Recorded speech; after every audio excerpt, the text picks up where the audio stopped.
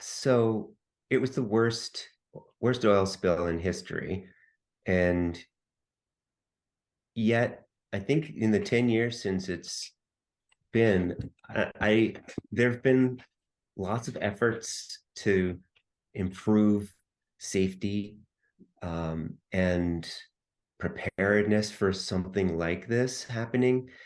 But and you probably know better than I do being in Louisiana, but from what I've heard, a lot of it hasn't been enacted into law. There's been a lot of efforts that have kind of like been shunted aside, or the teeth have been taken out by the time it gets passed.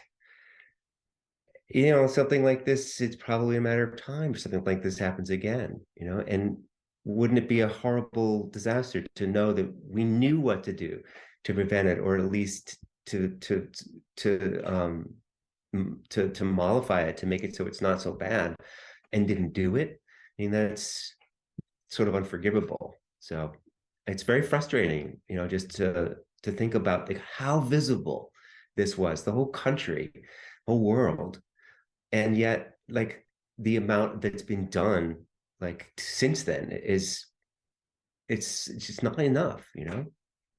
At least that's what I can see from where I am. You probably have a better perspective on that. But it just feels like this happens all the time. There'll be these um just now I just heard in the news today that there was a train in Pennsylvania carrying toxic chemicals that just spilled over. And the politicians are just pointing fingers at each other. And that's all that ever really happens. And then it dies down and life goes on. It's when are we going to wake up?